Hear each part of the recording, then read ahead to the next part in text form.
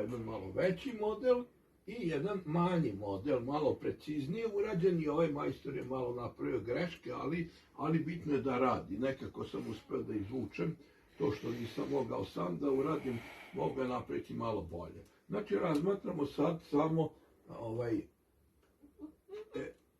strukturu elastičnog platna.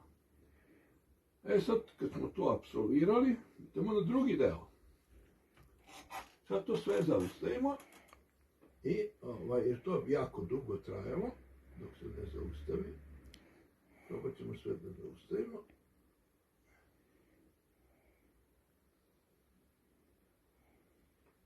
Znači posmatramo, sad ćemo posmatrati i klatno šta se događa. Sad skinemo ovo. Da ne bude više u ravnoteži, ne treba sad to više. A podvrgnut ćemo ovde podlogu, također i ovdje ćemo podvrgnuti neku podlogu. Malo neka kuca i ovaj će da kuca.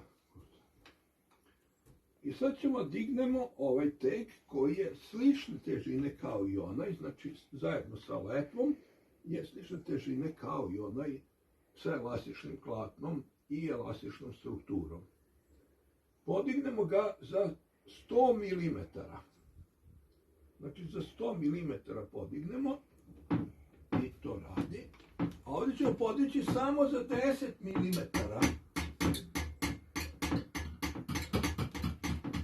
Samo smo za 10 mm i gledamo šta se događa. Znači ovdje smo uložili 10 puta veću energiju nego tamo i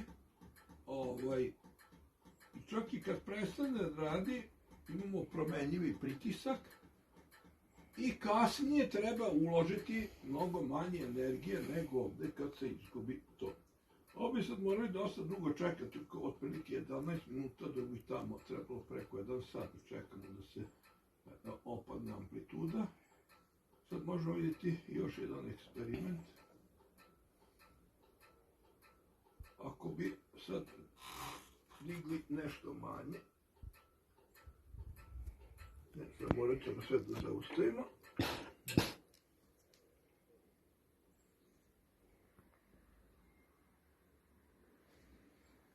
Evo sad ćemo ići na nešto manje. Sad ćemo ići na 80 mm, umjesto stojit ćemo na 80. Ne događa se ništa, ovdje ćemo ići opet na 10 mm.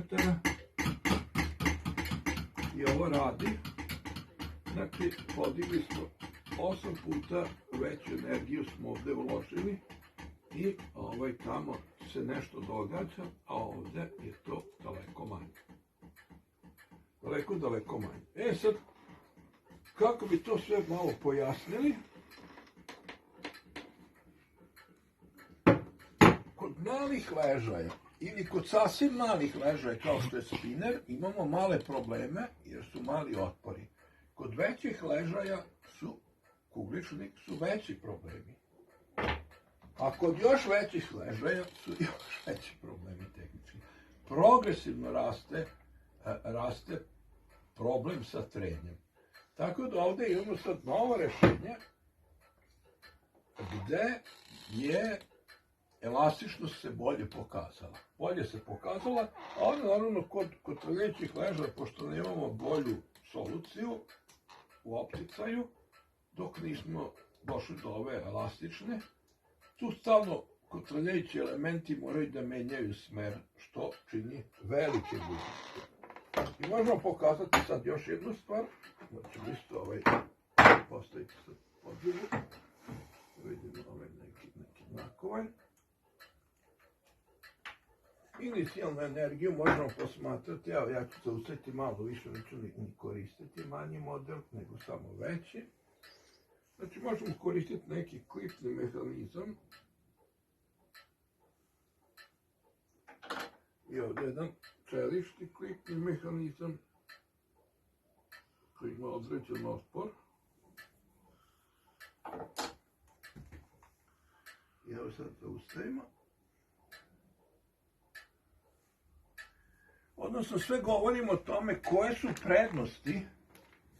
prednosti dvostepenog oscilatora koji također ima nove mehaničke efekte.